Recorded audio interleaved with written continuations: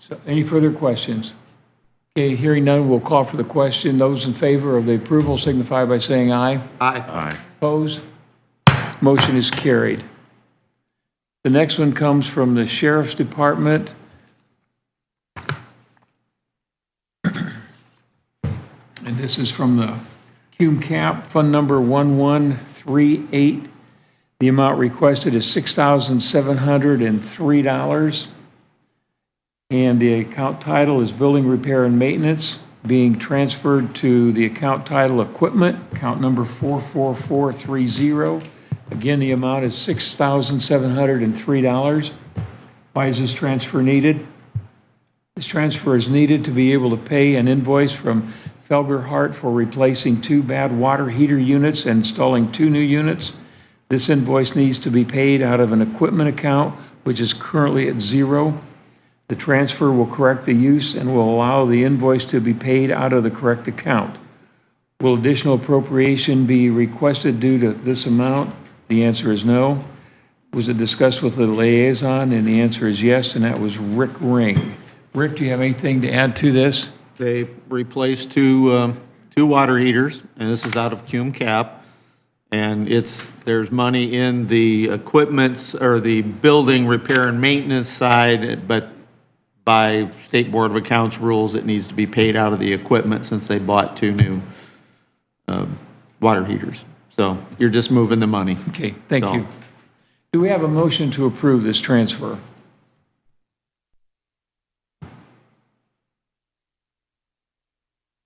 So moved. Have a motion from Rick Ring to approve the transfer. Do we have a second? Second. Second by Rick Collins. Any further discussion from the council? Hearing none, we'll call for the question. All those in favor of the transfer of $6,703 from the sheriff's account to pay for 2 new water heater units signify by signifying aye. Aye. Opposed? Hearing none, motion is carried. And the last one we have is from the prosecutor. And this is from the vehicle maintenance repair account to assume operating supplies. So this is coming from account number 33610, which is vehicle maintenance and repair, to account number 22130, operating supplies for $181. And why is this transfer needed? Did not foresee the expense of an additional investigator badge. This is necessary due to staff changes. The badge is a necessary piece of equipment for our investigator to be able to do his job. Will additional appropriation be requested due to this transfer? The answer is no. Was it discussed with the liaison? And the answer is yes, and that was Amy Dembski. Amy, anything you want to add to this? Nope. Okay, thank you. Hearing none, we'll call for the question. Do we have a motion to approve the $181? Moved. We have a motion by Amy Dembski. Do we have a second? Yeah, I'll second it. Second by Bill Van Wy. Any further discussion from the council? Hearing none, we'll call for the question. All those in favor of the $181 for a new badge signify by saying aye. Aye. Opposed? Motion is carried. Okay, thank you, everybody. That concludes our transfer requests. You also have a list in of non-approvals behind the requests here that do not need council approval. And at this time, Randy Fox, airport update. And it's great to have you back, Randy.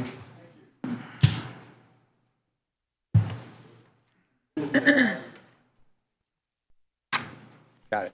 I was a little bit out of the loop there for a while. I love the medical profession. I just don't want to be a recipient of it. The nav aids, we've been talking about this for a long time. The precision approach equipment is installed. The FAA is supposedly in for about 2 weeks doing all the calibrations and setup. And then they have a specially equipped aircraft that they'll fly in and verify that all the equipment is working, that the approaches are safe and as published. And then October 31st, Halloween Day, they're going to officially publish our precision approaches, and the airport will be back in pretty much normal operation with the exception of the missing 2,000 feet of taxiway that will be installed next year. My understanding is that we did receive the grant for that. And so our meeting is Friday. I'm sure we'll find out that the bids have been let and probably opened, so that they'll be ready to begin work early in the spring.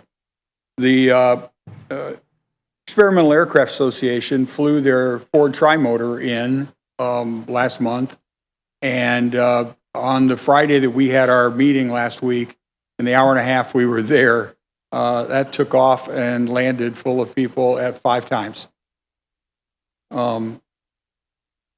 Later on, I don't know, a week later or so, I was browsing around through the internet, bumped into something on YouTube that they shot a informational video about the Ford Trimotor at the DeKalb County Airport. And it does highlight some of our structures and things, but of course it's mostly pointed toward the aircraft and what they're doing with it. So Russ, I told him, and he said he was going to put that on our website and link to it. So if anybody wanted to see that, it's pretty informative about the aircraft, how long it's been, how it became where it is, and they flew the wings off of it out here for sure. There it is. We did receive both grants for next year. The Automated Weather Observation System, AWOS, and we're putting up a new beacon. When you're flying in, especially at night, when it's dark, from your aircraft, you can push the microphone button on our frequency 5 times, and the runway lights turn on automatically and stay on for 20 minutes. So we don't have to have somebody sitting at the airport all day and all night to push one button and turn the lights on. The pilots can do that themselves. The beacon is out there, rotating, and a green and white beacon that we have now and we're going to replace indicates that it is a pilot-controlled lighted airport. And so the stand that the light beacon's on was actually moved from the old airport over on Indiana when they moved the operation out to the south side. So those will be going in here shortly. We have it says we floated. I think everybody's pretty well satisfied that the name we would like to choose would be the Auburn DeKalb Executive Airport. I think it covers all the targets we wanted to hit. The catalog of airports is done alphabetically. Auburn fits right in. DeKalb continues the connection to the DeKalb.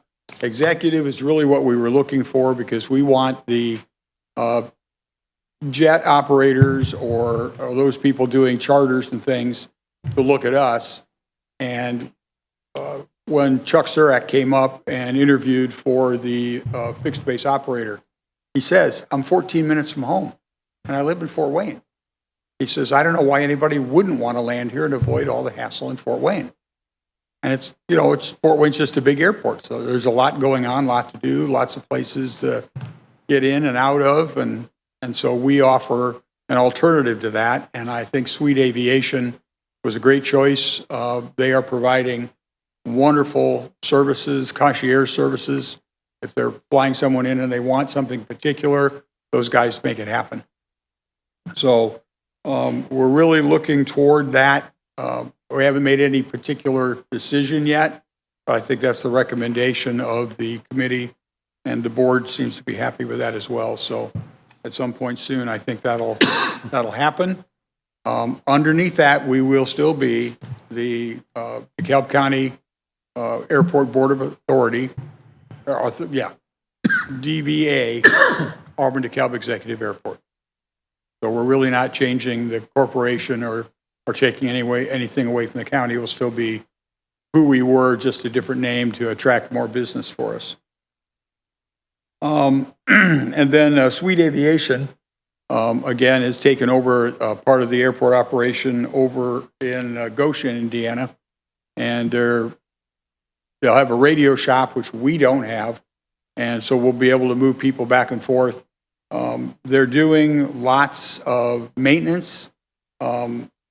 Every month at our board meeting, Sweet Aviation brings a report of the number of maintenance jobs they've done, of repairs. I didn't realize those fancy Cirrus airplanes that have the parachutes, every 10 years you have to unpack those and repack them to make sure they're going to come out if you reach up and pull the red lever. And they've done a couple of those recently as well. So they're busy on maintenance. They're busy on fuel. We've got a mobile truck now that carries 5,000 gallons of regular aviation gas. We have the 24,000 gallons of jet fuel on site and all operational with the truck to move it around as well. And then on the on mine, it's on the back. We had 2,163 total operations last month. Somebody landing or taking off, and you can see the divisions there, but most of them are single engine. So the airport has been busy. And with that, I'm open to any questions. Any questions for Randy? That about 60 landings going at 30 times 6. 60 landings or takeoffs a day? On Could your be, small- yeah. That small engine, it Yeah. says 1,800. Yeah. It's busy when I mean, I'm out there, once a month for sure for the board meeting. And when we're sitting there, there'll be 8 or 10 aircraft take off and land. A lot of it is the fact that we are a great training site. Sweet Aviation has their own flight school here, but other flight schools around, some of them have short runways. We can have somebody come in, they call them touch and goes, where you get it down on the ground, fully stuck to the earth, and then you throttle back up again and take off and go. You can come back around, do another landing. If you had to stop, turn around, taxi back, start over, you get about a third of the flight time in, and not as many landings, and takeoff and landings are where most of the bad stuff happens. Randy, but to clarify that, the 60 you're talking about is the bottom number here for August? That's looking not at- per day, that's for the full month, isn't it, for jets? Is No, that the I'm number looking you're at- talking about? No, I'm looking at single engines. They had Yeah. 1,839, which would be 60 Okay. a day. Yeah. All right. And that's, when you talk about, explain this, because I'm not aviation intelligence, I'm not council intelligence, but I'm still on the board. But anyway, on your touch and go, you come in from the one way, then just keep right going up Yep. the other way. And it doesn't matter which way you can go either way. Well, of course, your landing depends on the wind. Yeah. You want to be landing into the wind most of the time, but you can just go up and then you make a racetrack pattern around the airport, come back in, land again, take off and go, and you can get a lot of practice in. And I'm kind of surprised at 149 helicopters flights. It seemed like they've gone over my place more times than that this last month. I mean, they've been over the place a lot. Yeah. Well, again, we have a 50-year lease in place for Samaritan. I know it, but that's kind of surprised that was all it was. Yeah. Well, and plus, Paratus is a service center for the Robinson helicopters. And so I'm sure they fly some in. And then I know Chuck Surak owns the Enstrom helicopter company that's up in Michigan.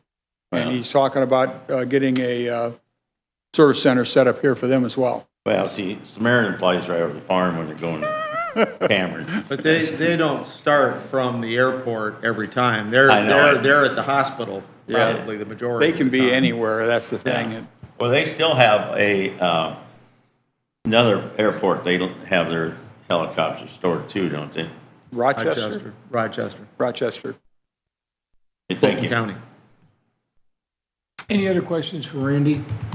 Randy, thank you for a great report, and it's really good to see you back. Oh, I do Thank have you. one. Okay, I do yeah, have Ra- one. They had a meeting at the Horsemen's Association on Saturday. When are they actually going to move the Meese Chapel? Do we know? We don't know. Last meeting, they said they were approaching the county right now for the appropriate permits. They had apparently out on the ground, they've got it all either taped off or painted off where the foundation would be. But we haven't actually heard a date. Last I heard, they were still, I don't know, 5,000 or something short of what it was necessary to physically move it. My understanding is that happened now, that the process, to the best of my knowledge, is fully funded. I know they were talking about they've got I&M crews and City of Auburn crews. Right. They've got to have 2 each because Yep. in order to keep people from being without power for a great length of time. Yep. One crew to pull the line down, and the next, when it's through, then the next crew puts Yep. it back up again, so. Yeah. So I don't have a solid date on that. I'm hoping, last I knew from Mark Cruncha, who came to our board meeting back in May, I think, said that their intent is to get it done before the weather's too bad to do it. So that was as tight as a timetable as they gave us. Okay. But it's going. Any other questions? Again, thanks, Randy. Greatly appreciate it. Thanks, Randy. Thank you very much. Okay, Andrew, we're a little early. Is that okay with you? All right. Andrew gave us some handouts here before you get started. Andrew will pass these out and put one on Amy Prosser's materials, please. And there's that. Set your forum for 5 minutes. And I actually don't expect any of you to read through that right now. I just want you to read through it later. It's not a complaint on the abatement process. It's actually just some things that I've noted or thoughts that I have. And I did sit down with Rick Ring at length and talked about abatements. And I don't want to get up here and say I'm against abatements. I'm really not. I think that they make sense when they make sense. I was going to come in here a couple months ago. I didn't want to come in during an active abatement process and be that guy. And I spoke to the API guy a number of times. And the question I had asked him when he was up here was, how much community involvement do you have? Because I think that's something that should be pointed out in an abatement. You're very involved in your community. You do a lot of, donate a lot of money, sponsor teams, whatever. I think that is should be a main scoring critique. So that document, I will send you a little bit more. I didn't want to give you a huge stack, and it's not going to be a huge stack, but I do have just some numbers, just some information. I went down to Ball State to go to economic development training a couple months ago, and it was eye-opening. I went down there with one thing in mind and realized economic development it's important. There was a lot of things I learned along the lines of they do it different around the state than we necessarily do it here. When asked, there's a lot of economists there. There was a lot of people that work with government finance, and I am by no means an expert at all. But something I thought was interesting, when they brought up abatements, people asked, how do we do abatements? And the guy just said, don't. I don't think that's necessarily the case. I don't think that they are bad all the time, but I do think that there is a huge difference between a new abatement and the replacement of equipment or something that already exists. And I think that the scoring sheet should reflect that. And I realize, obviously, Rick, you told me that you guys are working on that, and I think that's great. I think that's something that definitely needs to be done. A couple of things I thought on the scoring sheet, once again, new business versus existing. I wondered about the question about will they come with or without an abatement?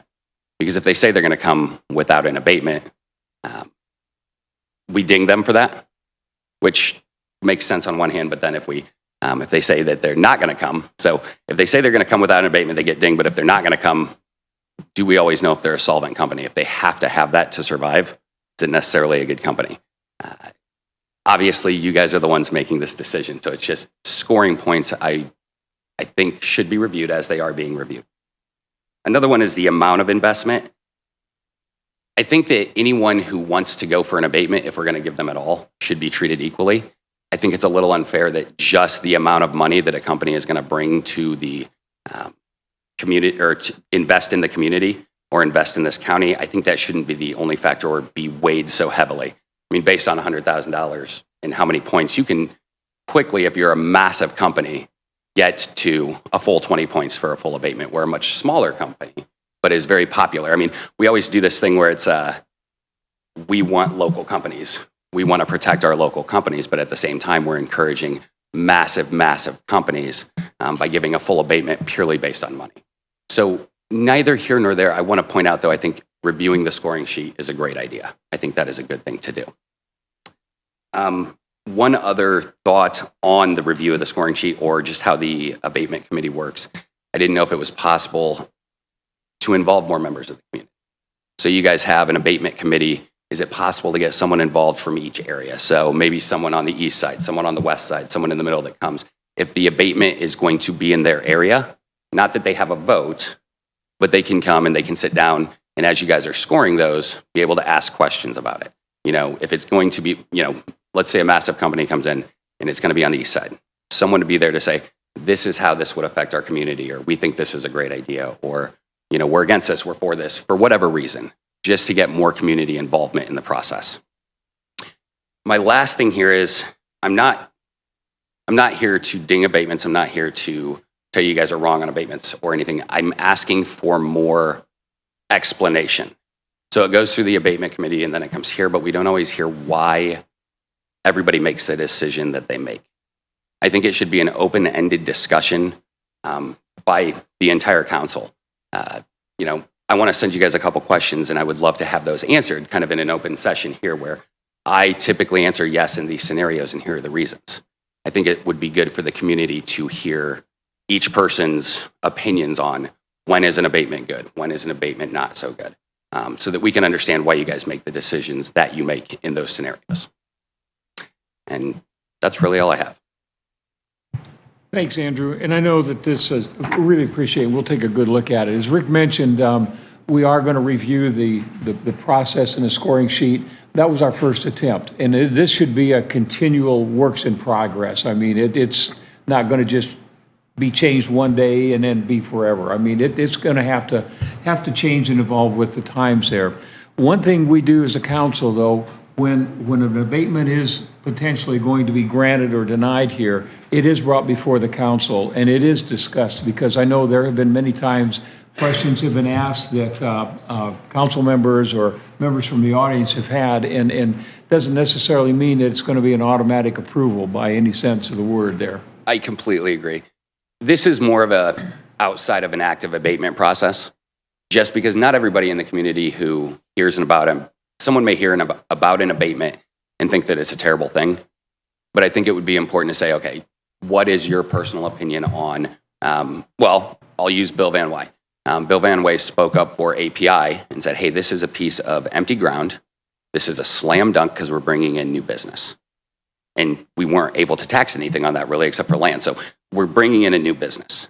I think that's a good explanation. So that bill was for that because it was a new business, as opposed to, let's say that a company has a replacement of a piece of property and, you know, it's already being taxed, but they're using it almost as a maintenance plan, asking for another abatement on top of 1, 2, 3, 4 abatements, however many they have. It would be nice to hear just what your guys' thoughts are on that. Not on the specific company, not on a company in particular, but overall, when do you believe that an abatement is a good idea and when do you not believe that? So, company agnostic. Good points. Andrew, do you see a difference between a company, say they're replacing a $500,000 machine versus expanding the company with a $500,000 machine? Is there a difference in your I absolutely do. Okay. If you are, I mean, abatements, if you do the research online, et cetera, I mean, it's supposed to bring new jobs. You know, it's supposed to bring people, provide income to the county. So I see a difference between if a company is going to create a new line and it's going to give us 20 new jobs, I think that's a scenario that is legitimate. Yeah. Now, if a company, if they're not going to add any new jobs and they're asking for an abatement on a piece of equipment that they need to replace, I see that as not so great. You refer to it as a maintenance. Yeah.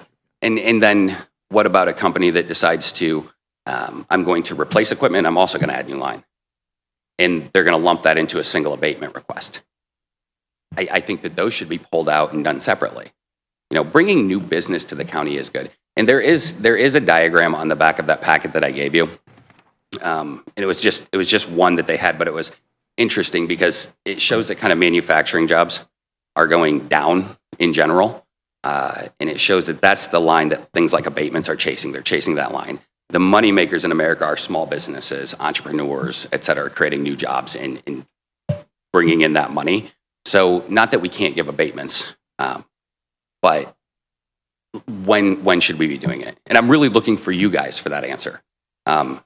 What each one of your beliefs are on that scenario, all those scenarios. And we will take that into Yep. consideration. I apologize. especially- I went longer than I wanted. You're fine. Thank you. Dave, and I do want to just add a couple of things. Number one, Tax Abatement Committee has changed our process a little bit in addition to having the form that Andrew is referring to that we use to evaluate a tax abatement.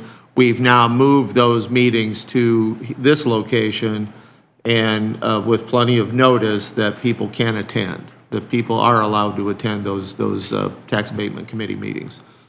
And then secondly, this will all become a very important issue come January as the legislature starts to review our property tax and how it's assessed and how it can increase or decrease over the years. So tax abatement is going to be on the table to be discussed for next year. So it is an important topic. Yeah, not just here in DeKalb County. No, not just here, Right. but statewide. Right. Are those going to be, will those be broadcast? No. they'll be Okay, here. okay, that's fine. I try to make it to as many meetings as I can, but if I can watch it at home sometimes, thank you. Understand that too. Andrew, appreciate it. Yeah, we more appreciate it when you're watching it from home, too. I'm surprised you could even quote me. I never thought you were listening to anybody else than yourself, so, you know, I was surprised. Oh, my gosh. Okay, moving on here, so. That's fine. Moving on here. So, next order of business we have is the 2024 OCC-9, 2024 salary and hourly wage ordinance amendment. No, I'm sorry, we have a memorandum to do first here. And, yes, we will do that. And let me find it. This one here needs to, this is regarding a job description, and this is for Sunny Meadows. This is moving and correct me if I'm wrong on this, moving a job classification to bookkeeper. Susan? Yep. Moving It's it, changing. Prior was she had a matron, and so they redid the job description, job classification committee reviewed it, it went on to WIS, and then we got WIS's response back. So we need the full council to do a formal approval of the job description that we provided. okay, Bob, do you have anything you want to add to that? This was primarily done to benefit the situation at Sunny Meadows with the, having somebody in that position. Matron is kind of an older description when it was possibly the spouse of the director and she would do cooking and other things. And it's kind of an old assistant, the way they did it in the back in the old days. But now, what we really need there with the current director is somebody that can keep track of a lot of different record keeping for the rents and the different things for the different clients that we house there, as well as getting reports in to Susan in a timely fashion. So that's really what we need that person to do. Does So anybody Bob, else? there's nobody in place in that position now. This is for a position we're looking to hire. Yeah, the matron, the person that was in the matron position has been gone since April, so. Correct. Angela's been short a full-time person, key person since April. Right, right. So it's in the process. This is just the process we have to go through to approve the job description. And then the next salary ordinance amendment that you're going to review has that on there so that it puts it to be able to be paid this year so that it can be hired. And Susan, this would require just one vote either for approval or denial. Yeah. Okay. Anybody else have any further questions regarding this job description change? And HR. It's not really a I don't want to put her on change, a it's a spot, she whole just walked in, new, so, yeah. it's not really a change, it's just a whole new job description for Sunny Meadows for a bookkeeper position. So the motion that you're looking for is a motion to approve this job description, but should that motion also include the elimination of the matron's position? If you want. That's fine. Making the motion? Is that all right with you? Well, you made a face, I just wondered if you... We just hadn't discussed getting rid of the matron, but as you guys can really understand, the matron position, the whole staffing model out there at Sunny Meadows is pretty old. And if you think about it, we had the administrator.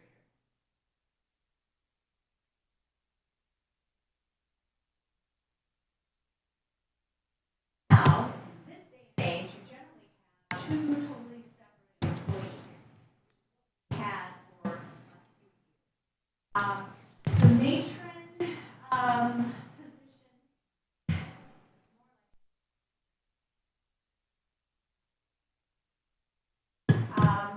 They are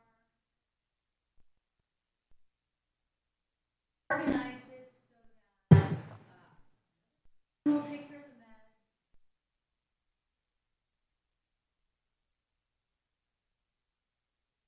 But this book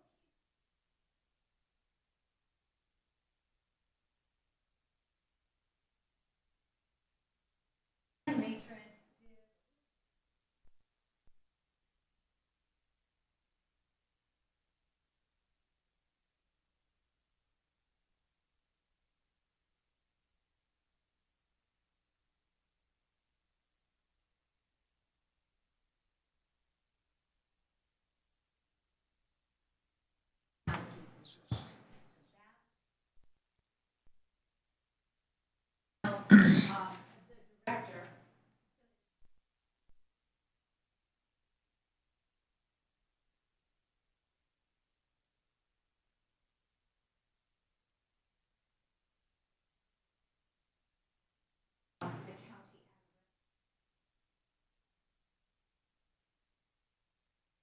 Can you try pulling that mic down? I don't think it's, Oh, and it wasn't even on. Okay. I was gonna say, I don't think it's working. Yeah. Start all over. It wasn't, I'll start all over Bill. again. Sure. Really, Bill? Really? I just know that we have, I don't know how I want to term it. We end up with employee creep. We end up with, this doesn't go away, and then all of a sudden, somebody asks for this position to be funded, or why wasn't it funded? And I'm not looking at this year or next year, but 5 years Down from the now, road. somebody's going to say, we still got a matron, why isn't it filled? Well, Yeah. let's eliminate it and I'm good with that. reorganize the system. Rick, and that was certainly the intent when we talked about it in the HR committee. I thought it was. Yeah. Yeah, I thought it that was. matron would go away and this But would if, replace if that. I just thought that if we didn't make that clear in the minutes here, then 5 years from now, somebody will ask, why did that happen? Are you making that a motion? I'll make the motion, we approve the job description and eliminate the matron's position. Do we have a second? I'll second. Okay, pardon me. Any further discussion? Rick's motion is to approve this change here on the job classification and eliminate the term matron, that position there. Any further discussion? Hearing none, we'll call for the question. All those in favor of making the change here signify by saying aye. Aye. Opposed? Motion is carried.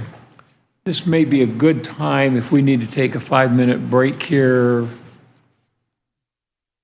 Let's just, we'll be in recess here for, what?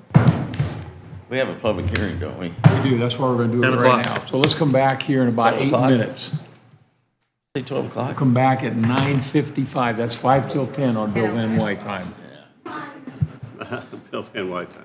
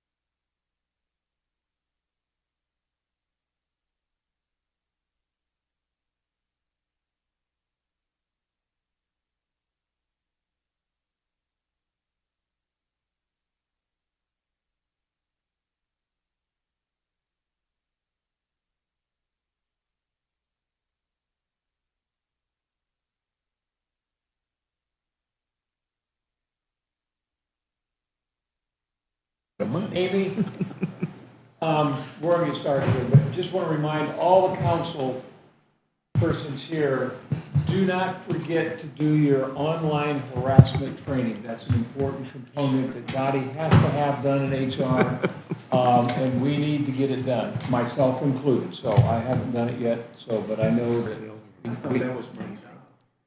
What's that? To harass. It is. And an outstanding job you do, so. Now, and Dodd did just ask me a question, but it's available online 24/7, right? Absolutely, yes, yes. So Okay. if anyone cannot, we have sent several emails and have your login. Problems getting Morgan is more than happy to go back, refresh, do. I'm glad to see her volunteer so quickly. She did that for me. Maybe that was it. You couldn't remember your login? But it's available, yes, 24/7. So if you're up at 2 a.m., you decide you want to do your anti-harassment training, that's okay. I don't think you can pause it though and go and stay logged in and go back. I think it logs you out. Changes since we've gone to SharePoint. You better check with I Jack. think it does time out. You can go back to where you started. So like if you stop, it should give you the option to continue where you were. But if you leave the screen, it will stop playing. And I think it logs you off. I'm not sure about I don't think you can that. pause it. No, you can't. You shouldn't make you restart though. But No, it it does did make only me take about restart. 20 minutes, maybe 30 at the most. So it shouldn't take you very long. For the reminders.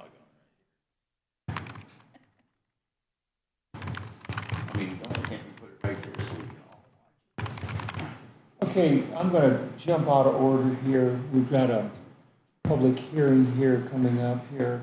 If we go down here to about the last page in your packet there, we have from the Recorder's Perpetuation Fund, and this is ordinance number 2024-OCC5. And we approved this on first reading. We need to approve this on second and third reading. Are there any questions regarding this? We can do them together. We don't have to go second reading and then suspend the rules to do third reading. We can just do second and third reading. I believe so because you aren't doing the first on the same day. All right, then I will make a motion that we approve ordinance 2024-OCC-5 on second and third readings. Do we have a second? Do we have a second? Second. Okay, we have a second by Amy Dembski. So motion by Rick Ring to approve the ordinance 2024-OCC-5, second by Amy Dembski. Any further discussion from the council? Hearing none, we'll call for the question. All those in favor of the ordinance signify by saying aye. Aye. Opposed? Motion is carried. Okay, we still have about a minute left before we're going to be looking at the airport budget resolution. Can we do the first reading on OCC 9? On OCC. Did we already do that? We already did that, didn't we? No, you haven't. You haven't even touched OCC 9. You only did the job We haven't done that description. We only did the Yeah, job yeah. description, okay. Yeah, we still have those. So I handed out a new county form for, the gateway system didn't pull all of my values like it should have. So what I originally gave you was missing some information, but you all have the correct one now and it's re-uploaded on SharePoint. That was the OCC 7? Yeah. Okay. So, and as a reminder for airport and county, we already had our public hearing, but I have to advertise that at a specific time, you will do your final adoption.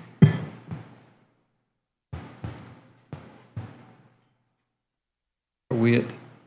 We're at 9:59.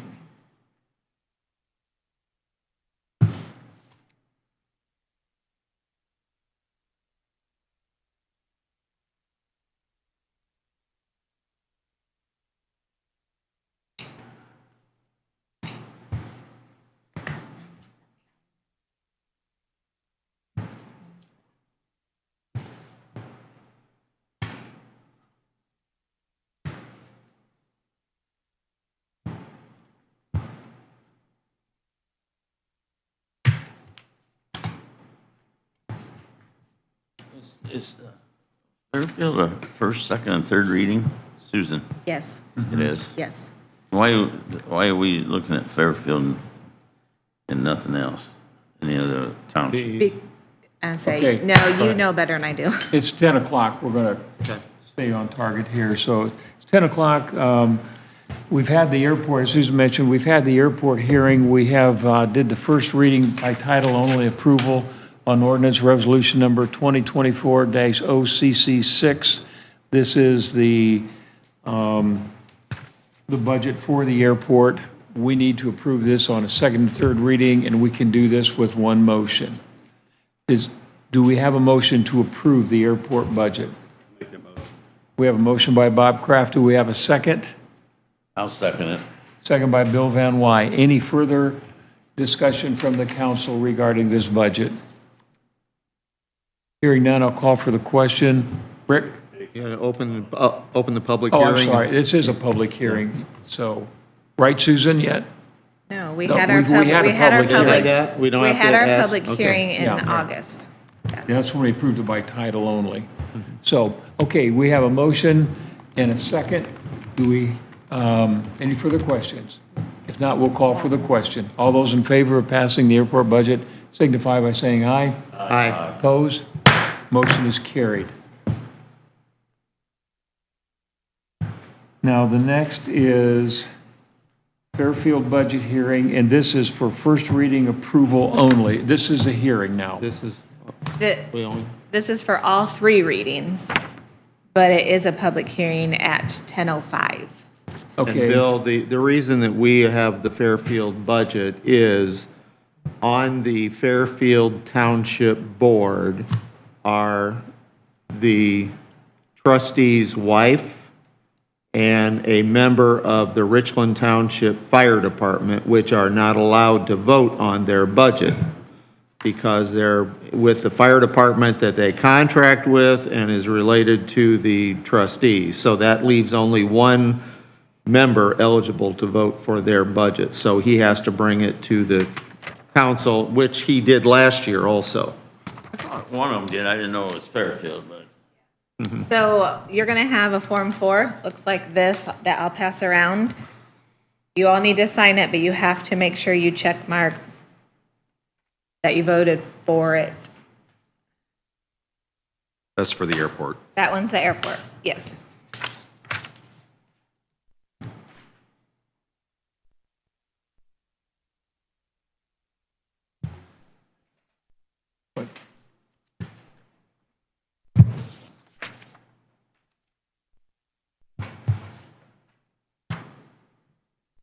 And on the Fairfield, they have proof that they already had their public hearing. Correct. And They they're, are required to hold one, sorry, Rick. yeah, no, I was, They're required to hold one themselves, but we are required to hold one as the adopting body. and Bill, the Darren Yerian, the trustee, is here. Who? Darren Yerian, the trustee, is here. Oh, that's, I figured out who he was. He just came to watch you today, that's all. No, I guarantee that ain't it. I Can go figured, ahead and work on the 2024 salary ordinance amendment. The 2024 OCC 9, that shouldn't take too long. Okay, on that one, let's see. OCC 9, on salary amendment, we'll take a look at this one. This would be on first reading only. We vote on first reading. Well, we need to do all, but But yes, we can do first. Okay, so this is the 2024 salary and hourly wage ordinance amendment, and it's ordinance number 2024-OCC9, and this is for developmental services in Sunny Meadows. This is the Chris Gomer part with the city butler we talked about here at the last meeting, and the Sunny Meadows is the bookkeeper. Position, I just have to amend our current ordinance so that I am able to pay them in 2024 and make the state happy. Okay, so this would be for the first reading only. And for the developmental services, this is going to be an add-on to his salary, not part of the salary. Correct, So that if this Butler contract goes away, then this goes away. correct. Okay. Good point. Do we have a motion for approval on first reading only for the salary ordinance? So move. Have a motion by Bill Van Wy. Do we have a second? Second. Second by Rick Ring. Any further discussion from the council? This is on first reading only. Hearing none, we'll call for the question. All those in favor signify by saying aye. Aye. Opposed? Motion is carried. Now, Okay, so it's 10:05, we can move to Fairfield. okay, we are now going to move to the public hearing of the Fairfield Township budget hearing. And at this time, we'll open it up to the public. Is there anybody from the public that wants to testify, add any information to the Fairfield budget hearing? Again, is there anybody from the public that wants to speak for or against the Fairfield Township budget? Again, is there anybody from the public wishing to speak for or against the Fairfield budget?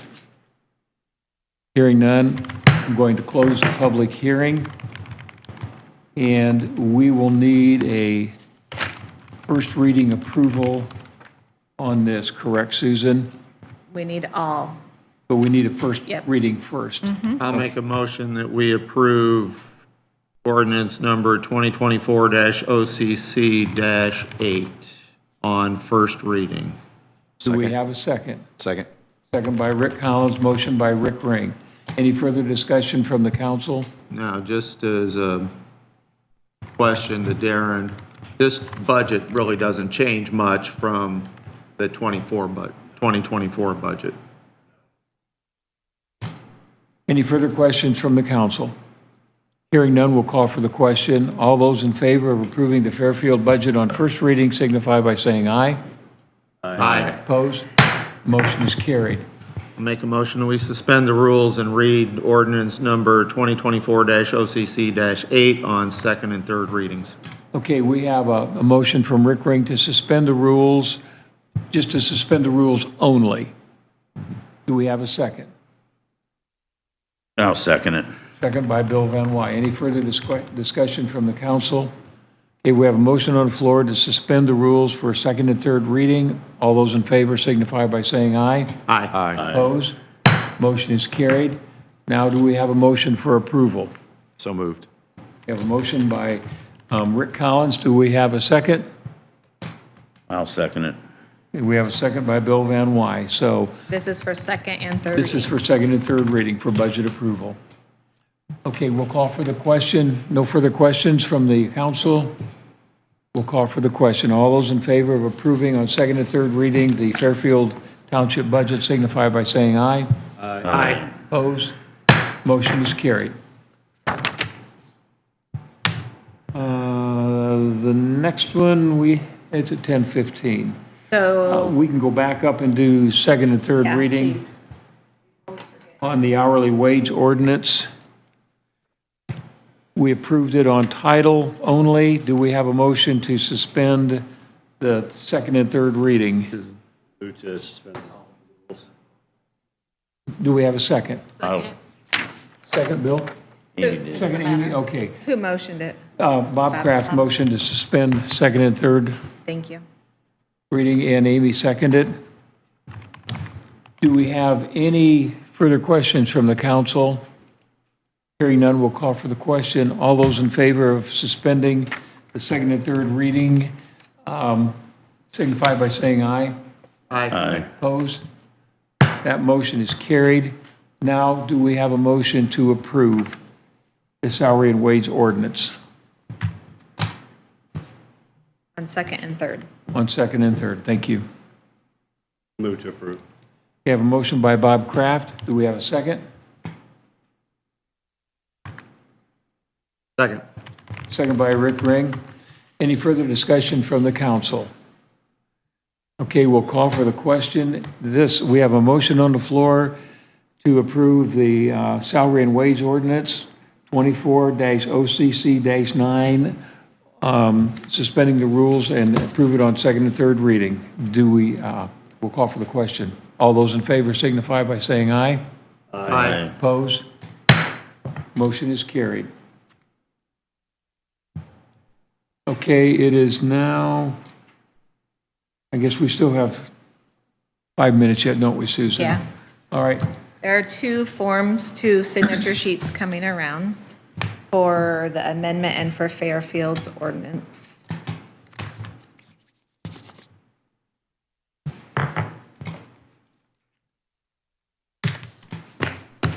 we need to do the miscellaneous budget decisions before we vote on that?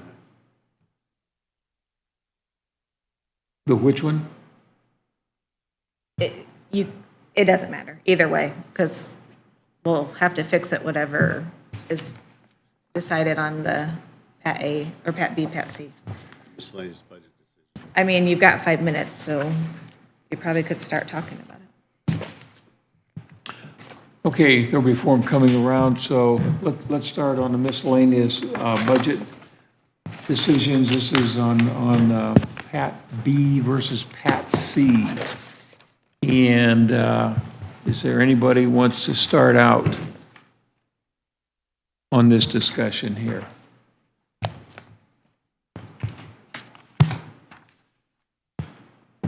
I guess if not, I will. At the budget hearing, we proposed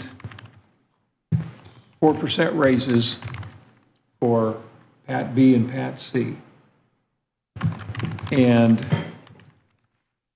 we had a couple of groups that fell outside that, and we need to take a look at where we're going to be, whether we're going to stay with the 4% and those that were outside would not be granted a raise, or if we're going to do any kind of modification. So we're open for discussion on this.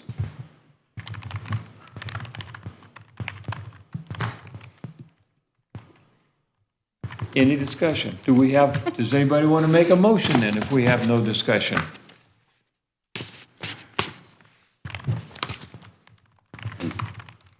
What kind of motion are you looking for? I'm not going to craft it or tell you the motion. What, in each category, I mean, is there 1 or 2 people, or is there 10 people? And is everybody that in it already outside of the 4%? What's the So I detailed that all out in this letter. Yes, right here. So we have, in the Pat C, we have 4 employees that, okay, out of them, we have 1 employee that with the 4% would already be over that level. And then I showed what would happen with those that are currently at the 4% if extra was added. If you go the other way, for Pat B, there is 1 employee that moved up to the higher rate for 2024. So depending on what you do there would depend if only certain jobs, which it's the environmentalists, if they get a certain amount of raise, and then the one that increased, whether she goes up or stays or whatever. However, whatever you decide, this is going to continue to be lopsided unless a prior motion is amended or some kind of change happens next year also, because you'll still have the differences. The only way you can avoid that is over time, if those people that are outside their range didn't get raises for a year or 2, however long it takes, then they would eventually get down. or whatever? We had 2 department heads that had remained in the PAT classification, and those 2 were moved with the other department heads into the executive EXEA.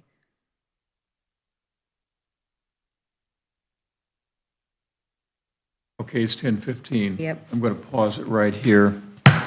So this is a public hearing. At this point, no, because we did this at the last meeting. We had the public hearing. We approved the budget on title only. So at this point, we're looking at budget approval on second and third readings. We'll need a motion to suspend the rules for the second and third reading. Do we have a motion? No, we don't. No? We just need the second and third. We did the first in August. So this is just like the airport one. Where you're doing a final adoption on the county budget ordinance, Okay, on second and third second reading. and third readings. Okay, I stand corrected there. Do we have a motion to approve the budget on second and third readings? I'll make that motion. Have a motion by Rick Ring. Do we have a second? To approve the county budget on second and third readings. Second by Bill Van Wy. Any further discussion from council members? Hearing none, we'll call for the question. All those in favor of approving the county budget on second and third readings signify by saying aye. Aye. Opposed? Motion is carried, budget is passed. Okay, let's go back to our discussion on the Pat B, Pat C.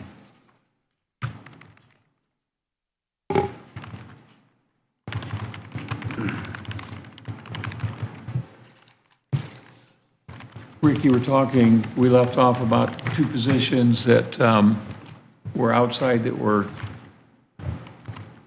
changed to, the title was changed to They went to executive. executive A because they were department heads, and that's the more appropriate area for them to be in.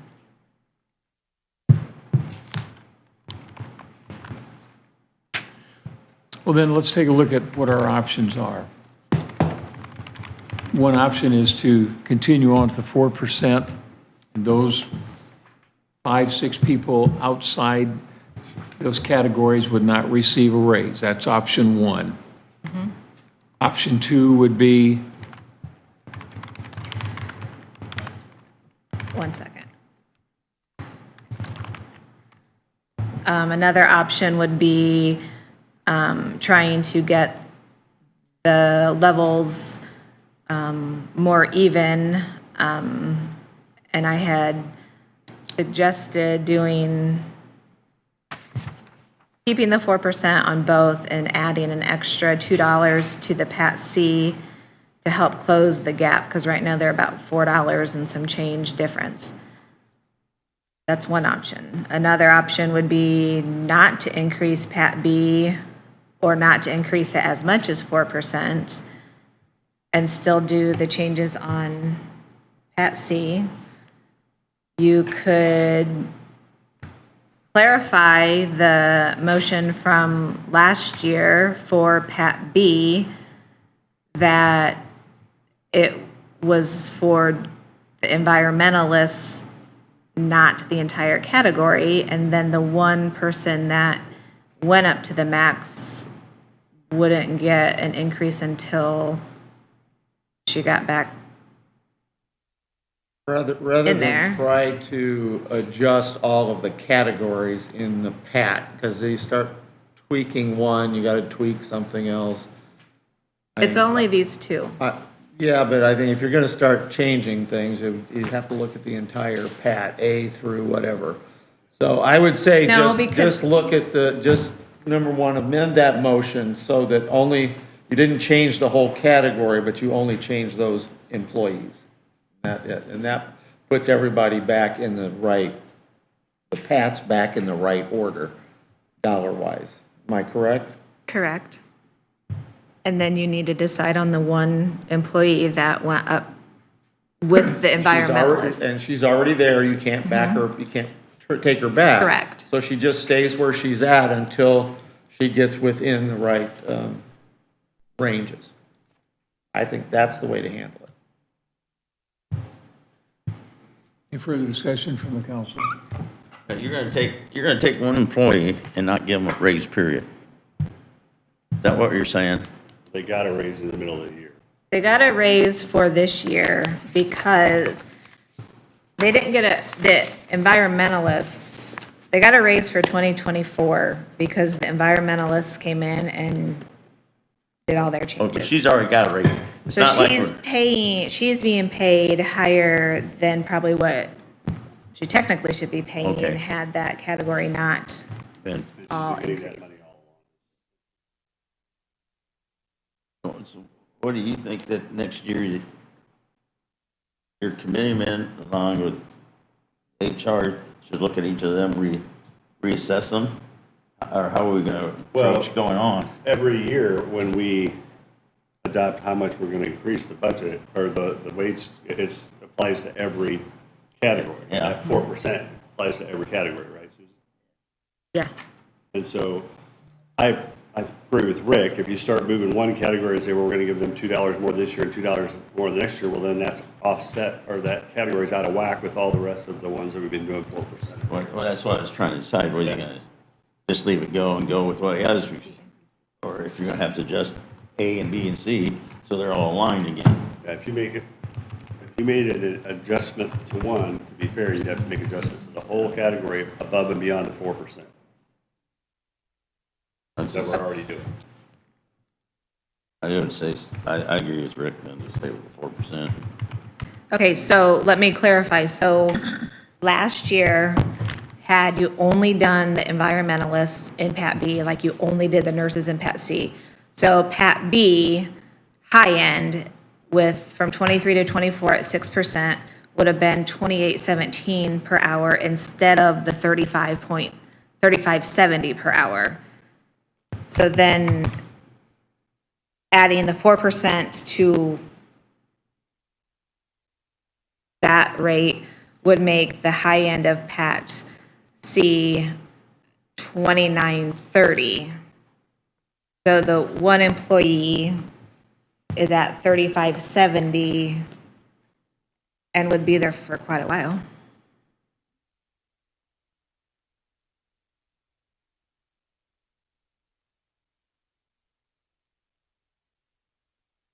I'm going to reinforce what Bob said. The only way you can fix this, if you're going to go that direction, is to look at all of the PAT categories and adjust them all. And So the other thing you can think about is since you already did a mid-year raise to Pat, It wasn't a mid-year. or whenever we did it, It was, you did it in budget time Oh, okay. for 2024's budget. or 2020, we did it in time to catch the whole You did 24. it Okay, at this time a year ago, okay. so that in 2024, those environmentalists were paid. So you could just say that 4%, what would happen if we didn't apply the 4% to that path that's too high already? We didn't apply any, If you didn't put anything, it would be, they would still all be. the other categories go up because we in Aaron, but then it's going to take 3 years to catch that up. You would still be $2.56 higher per hour than Pat C.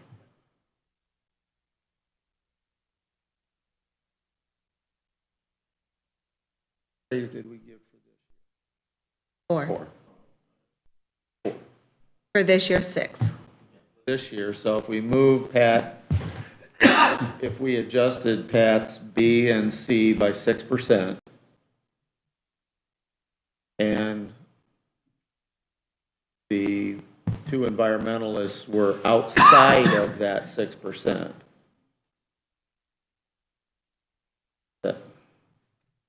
Okay, so let's go backwards. So in 2023, Pat B made $26.58.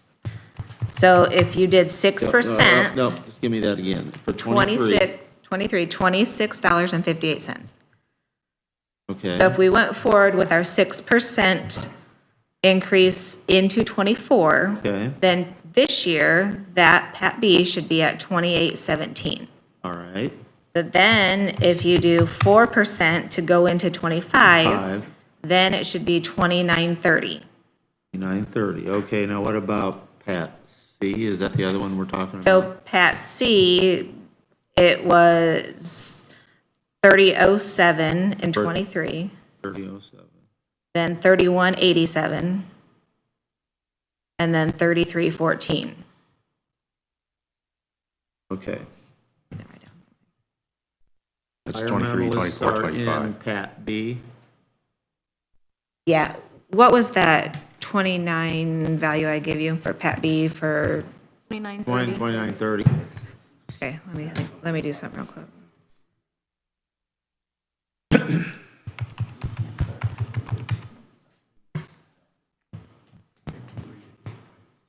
Okay, never mind.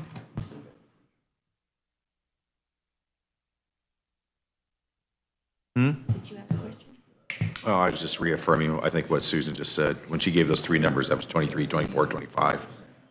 Yeah, I was just affirming what she said. Yeah. Sorry, didn't realize my microphone was. Yes. Who's in C? What's in, what positions are within C? I don't want to talk any names. Positions are besides the nurses, it's the assistant superintendent of highway, a part-time position for Homeland Security, the deputy director, a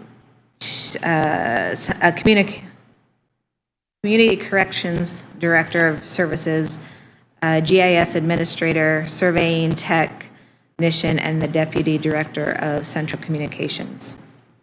Which that last one has always been higher than what the highest Pat C amount was. Are those couple of positions, should they, where are the other chief deputies at? Where are the other number two in each one of the departments? Where are they at? Dollar rise? No, are they in Pat Oh, C? in Or are they category? in some other? They're in something else. Let me see. Because it would, I Special would think that something. all the number two people in the department should all be in the same category, I would think, or in the same. Is it an exec? Is it a Pat? Is it a COMOD? Is it a? I tell you, one second. We're special, there's a special occupations chief first deputies. Dottie, as our HR specialist, do you have any ideas on how to fix this fairly? No, not really. Okay. And some of our, you have to remember, some of our second in commands are appointed because they are underneath an elected official. So those guys are in that special occupation, so we have to take those guys out of there. Our second in command, when you think about the unelected ones, we have the lead surveyor tech that is underneath the surveyor, but that person is in Pat C because the surveyor didn't want to put, create that first deputy position. So that's why that one is in there. Solves itself, though. If he doesn't have a chief deputy, then Right. he doesn't have a chief deputy. Exactly, yeah, exactly. So that's why that one is in Pat C. And, for probation, that one's different, that's special occupations. Community corrections, Susan mentioned the director of intervention services. Do we actually still have that person, a person in that position? I'm not sure. We do have the director of residential services. It was residential, not intervention. Yeah, okay. We Yep. do not have intervention. Right, we don't have intervention, yeah. And so there's that. The deputy director, as Susan mentioned, Homeland Security. We don't have really one for HR. Let's see, a lot of these are in that special occupations. They're not, let's see, they're not even in the LTD, the one where our people are from Sunny Meadows and also the highway department. because the highway, the assistant superintendent is in this category. So most of those second in commands are actually in this Pat C category.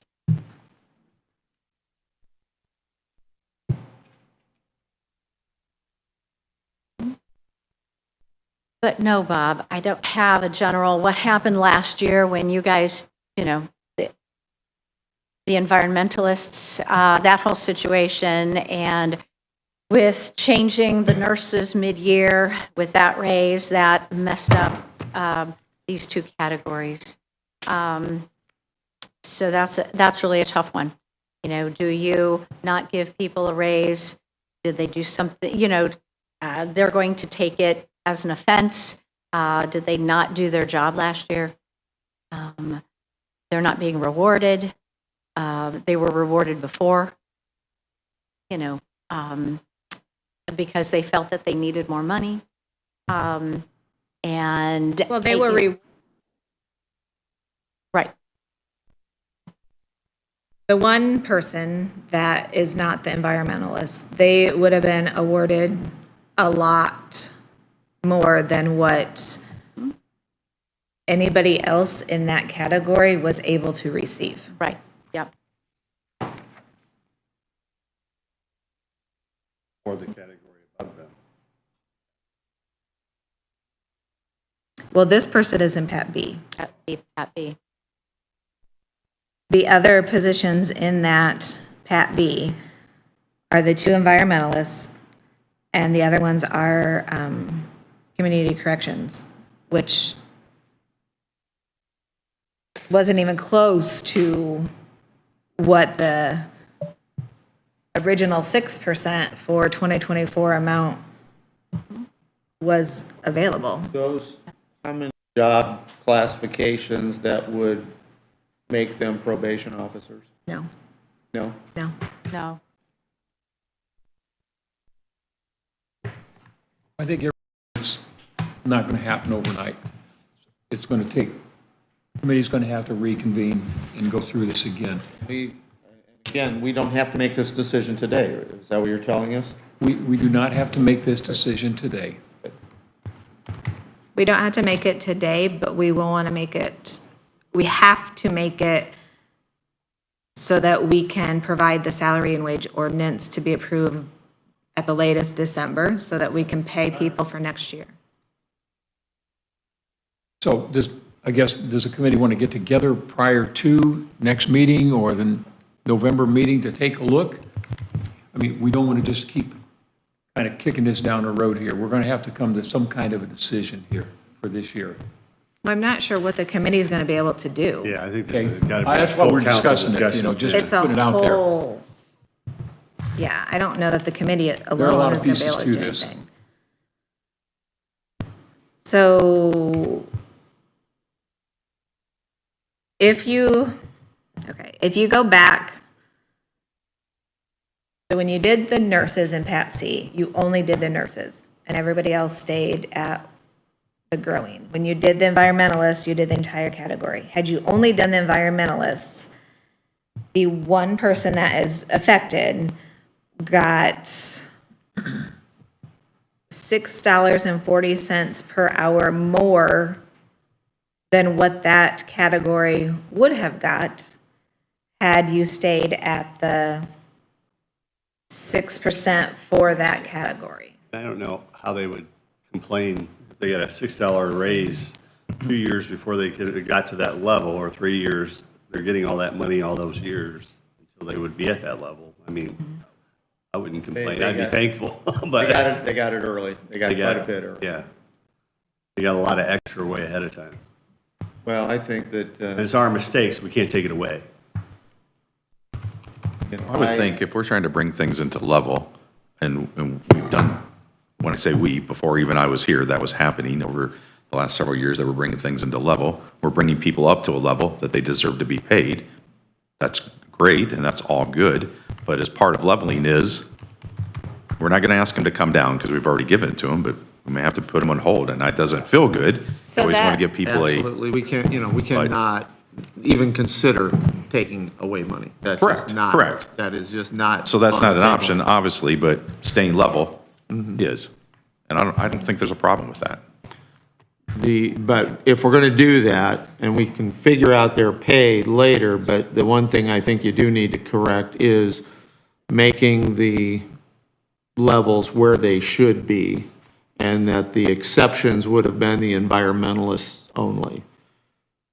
So the one that will be affected would, that $6.40 increase, they got a 34% wage increase Yeah. for 2024 So that nobody else got besides environmentals. and it was truly only meant to be effective for the environmentalists, so. Big rates for the environmentalists.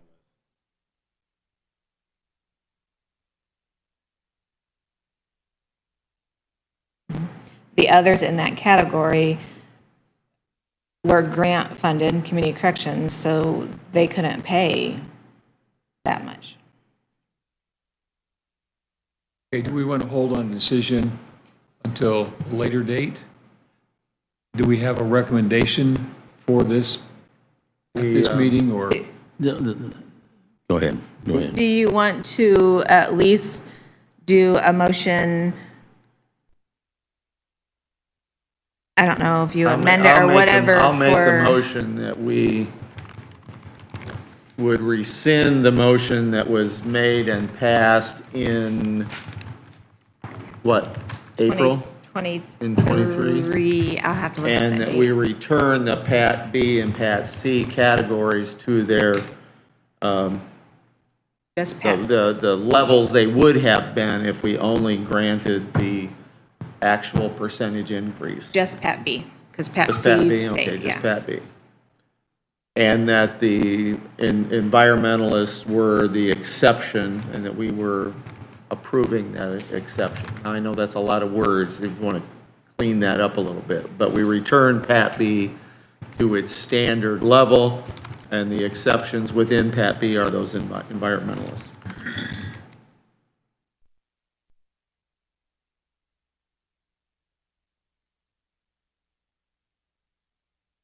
Are you done? Are you gonna add more? No, that's all we're gonna leave it at that for the moment, Yeah. I'll second that. Okay, would you repeat, can you repeat that? Basically returning Review Pat it B in to the the video. previous levels. Susan will have to write it. We're returning, So we are rescinding the motion, I have to look at it. You're rescinding the motion from last year when you approved Pat B to increase due to the environmentalist increase of pay, and returning it to the standard increases per year as all the other levels. And the environmentalists were three positions. The environmentalist positions were the exception to that Pat B category, just as the nurses are an exception to the Pat C category. I'm in favor of that motion because that's clearly the mistake we made. We should have done it the same way we did the nurses and say this is an exception because basically it was an exception because we couldn't keep nurses, we couldn't attract nurses. Same thing with the environmentalists. We wanted to keep those environmentalists in place. We had a lot of testimony throughout the county that was important to do. right. And that was our mistake. We accidentally did the whole class instead of just those two positions. Now, That fixes that mistake. That's why I'm for that. That's the way to start it. that's the beginning, and then, much to Bill's point earlier, I think as a separate issue, we'll need to look at, do we address the two environmentalists with an additional raise different than, we're giving 4% to the category this year. They're, of course, already above that, but not, because we don't want to ignore them. Do we want to give them a different raise? They'll still be outside of the category, but it won't be as much as it could have been. Well, yeah, I understand. I've looked at this, I thought of this two different ways. If we don't keep increasing them, we're pulling them right back to where they don't want to be. right, right. If we keep giving the increase, which I know they're out of the category, that would keep people, and I know one of them's probably ready to retire here in another year. And so, and then this third person, I don't think they put up I don't think they give the full amount to her, did they? So, but I don't think we should, if we do, we don't back them back much. But we don't want to start pulling back down, giving these 4% and these, or not, because we're going to be, past my time, you're going to be messing with it again. Yeah, I don't think the two people that you made the exception for should be penalized at all. No. Okay, we have a motion on the floor, and we'll call for the question here. So Rick made the motion, Bob seconded it, and Bill's going to repeat it word for word of what Susan just described. That's the way I heard it too, because I don't have a hearing aid. Moving Blah, blah, on. blah, blah, blah, blah, blah, blah, blah, blah. Any further discussion pertaining to the motion? Okay, I'm going to call for the question. All those in favor of the motion signify by saying aye. Aye. Opposed? Motion is carried. So this discussion will continue. Now, the additional part of this is that what increase would we consider for the environmentalists? And do we need to look at anything in Pat C right now? So if we remain, okay, so if you do your 4%, right now it's 4%. At the 4%, then you have one position that is over that level and has been for years. And Tiffany? that person got a 34% Tiffany? raise. All right. Different. Yeah, that's true. But the thing about that is that position, which is central dispatch, that position prior to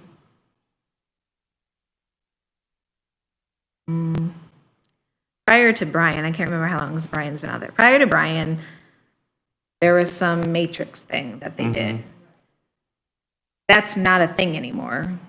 Right. So the matrix thing is what put them, that position above everybody else. This is where I would suggest that that position in particular, but maybe the other number 2 spots in those appointed departments be looked at by the Wage and Hour Committee to see if they should be changed to a different grouping, for lack of a better term. And And I think what Dottie's saying is, at this point, I don't think they can be because they're not appointed from an elected official. well, and that's where That category. Dottie and I disagree, and I think you and I disagree. When we did that initially, I thought it meant the number 2 person for every everybody. department, not just for elected officials. So that's where. Right. That's where and some departments will not have a number 2 person, like HR or Weights and Measures or some of these other ones, aren't going to have a number 2. But. Even if there's 2 employees. Yeah, even if there's 2 employees. You just, it, somehow to make things consistent and put them they're in a special area. That's what I think, that the HR committee should look at those. Okay, that was going to be my question. Who is going to be taking a look to come back with a recommendation on this? I would say HR. We're looking at Pat C. The other issue, and I know that some, That we're gonna, They're wanting you to look at the second in command people that aren't appointed to an elected official currently falling under the 80%. However, that's still not going to fix central because that one's over 80. but it moves her in the right, it gets her in the right area. But she makes more than 80% of Brian's salary. So she already makes more than what the All right, appointed well, then- seconds make. Then if that's the case, then going on the fact that we want it to be 80%, that maybe addresses whether she should get another raise, or if it should be less than you know, bring her down over a number of years, bring her down to where she should be at 80%. But you can't do it all at once. Right. You got to do it a little bit at a time, so, but that's for them to look at it in a deep dive. Okay, are we clear where we're going to head with this then? Bob, you know, with this subcommittee, Dottie? I think it'd be a short meeting because we're going to have to be a full council decision. Yeah. Let somebody's pay. But to come back with a recommendation? Recommendations? Okay, Will be, anybody, just so everybody's clear, whenever that comes back, it's going to be the same long discussion Here. here, regardless of whether we have a- regardless of what happens there. Just as you guys had asked me to put a recommendation together on this Pat B, Pat C thing, which I provided way before the meeting, and we're still at a non-decision. I'm just saying, there's not, the committee is not going to be able to, I mean, they can come up with 50,000 different suggestions, Well, but it's still going to be the same And maybe, discussion. you know, it would help all of us, I think, if we had it laid out in dollars and cents, and rather than just, you know, we're kicking numbers around here. The numbers you just gave us here helps clarify that for me. I like to see it laid out on paper. I laid it out on paper. Well, let's get more, let's get more laid, you know, because what, you've got issues here, we need to address and know what we're voting on.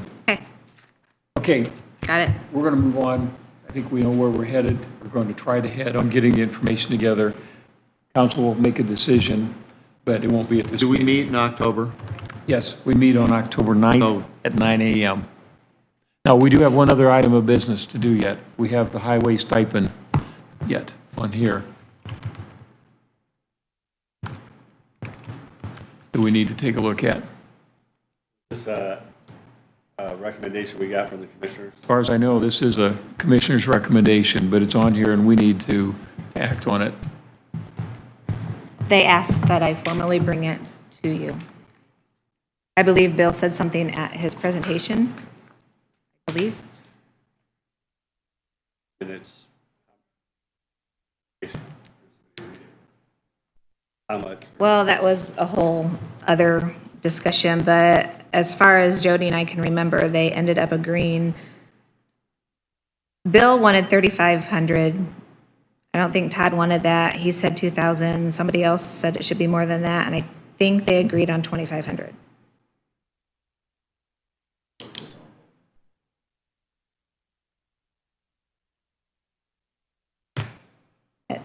It's your guys' call, not mine. Well, at some point in time, we're going to have to make a decision whether we're going to approve a stipend or not approve a stipend, regardless of the amount.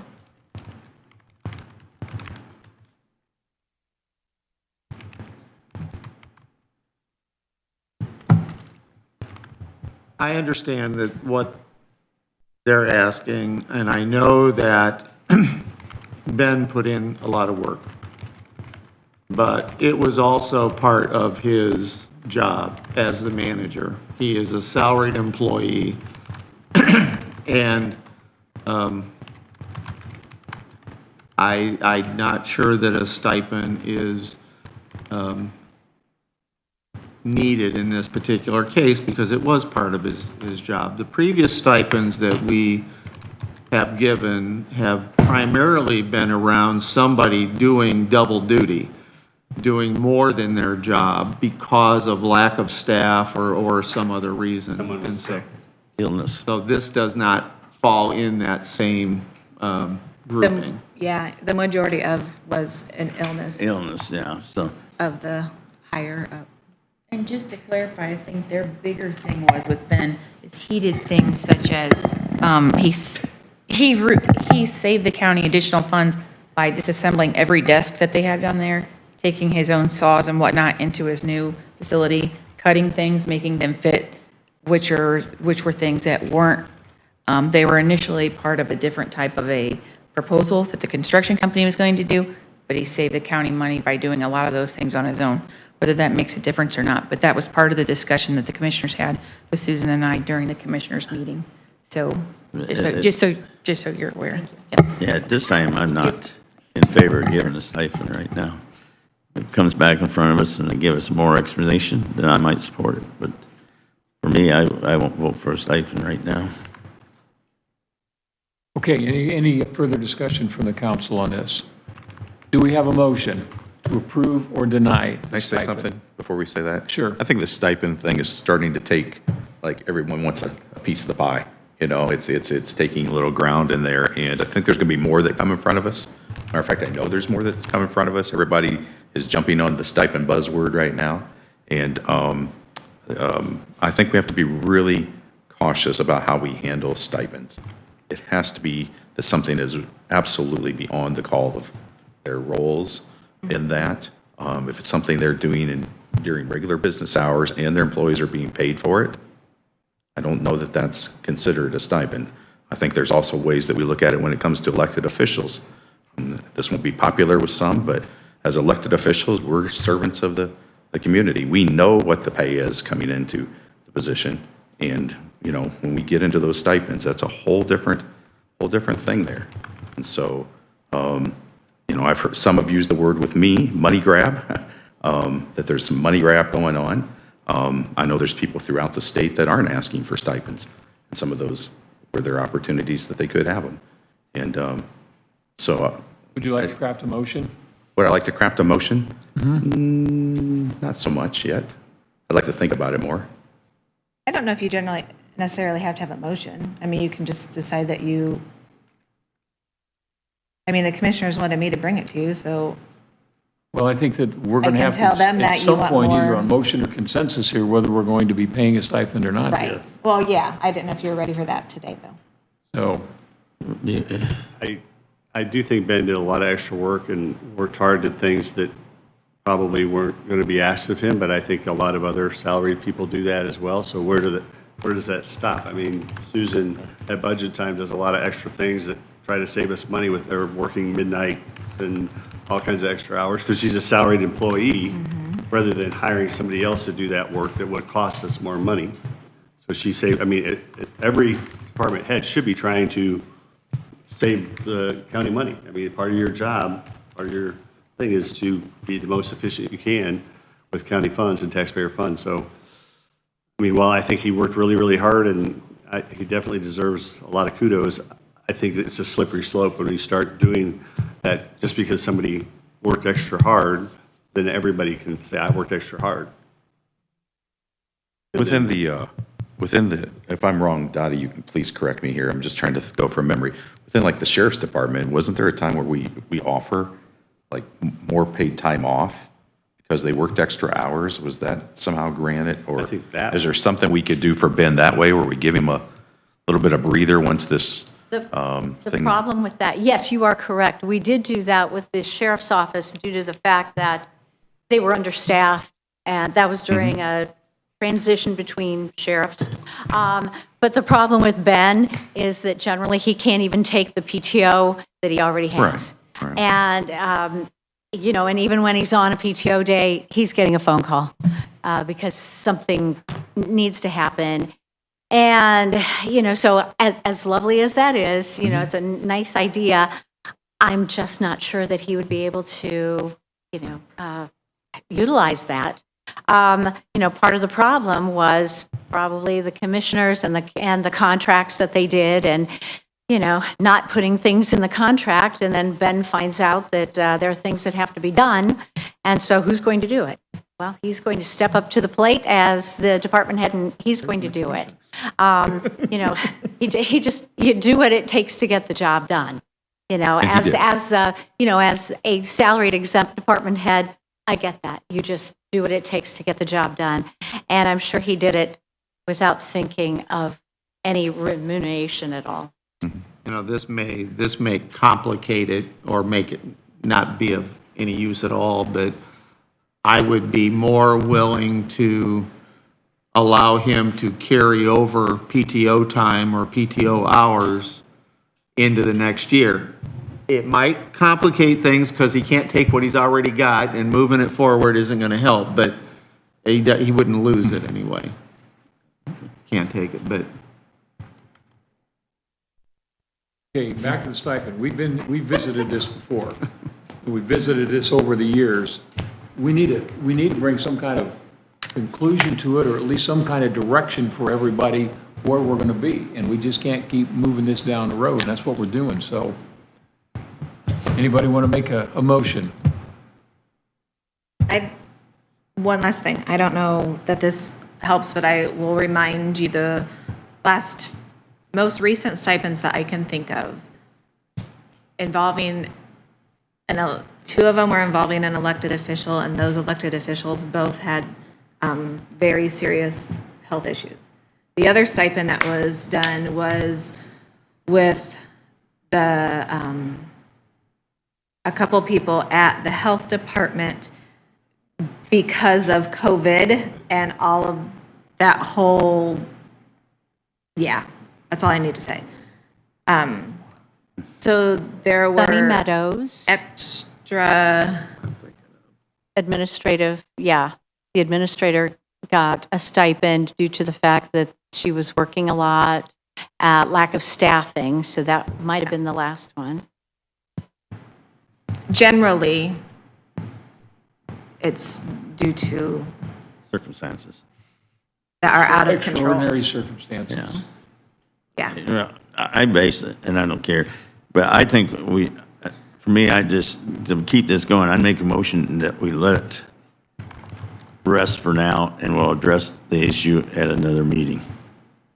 Table it till October 9th. Okay, table it till October 9th, and we'll look at it, and if the commissioners bring us something in here, and this will give whoever's, get a chance to talk to Ben, talk to him, bring it in. So I said, I think we should just table it until next time, and then we'll address it then. We have consensus to do that? Well, he made that a motion, so you do not want a motion, just consensus? We have consensus. Yeah, I changed it to table. Thank I you. took the motion out. Backspace. I know We'll add Ben. that. I It's know Ben gone. well enough that Add that to the he didn't ask agenda. for this, and he probably won't ask for it, but. Does anybody He else have deserves it. anything to come before the council?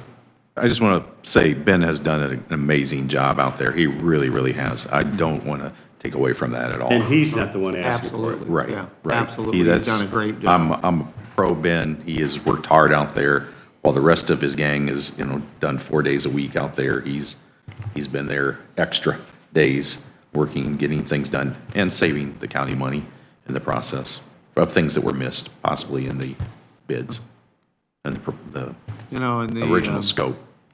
I understand that there are questions that only Ben can answer.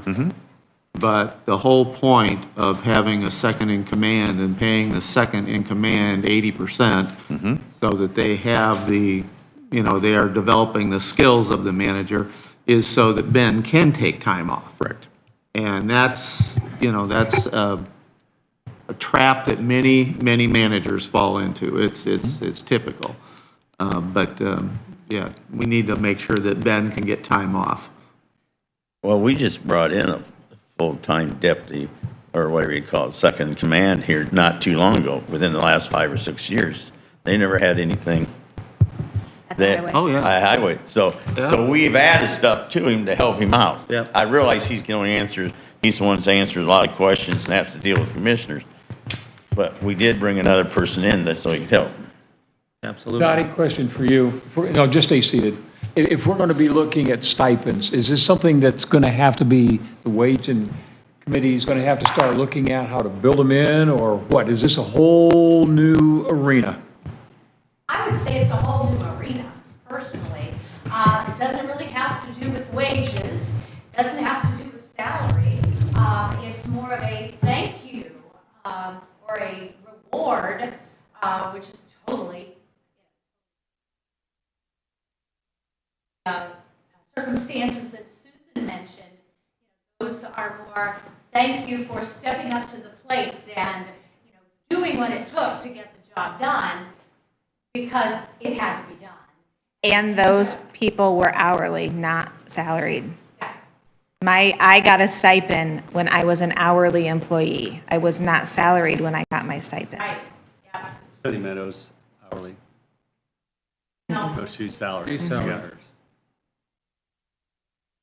So are the nurses, by the way. They're on salary. Okay, something to consider. Anybody else have anything come before the council? Only, let's set a time for our tax abatement committee meeting before we leave here today. We can do it after the meeting, but as long as we give it to Susan, because it will be advertised. Yep. So, hearing nothing more. Make a motion, we adjourn. Have a second? All in favor signify by saying aye. Aye. Meeting's adjourned. Thank you, everybody, for a great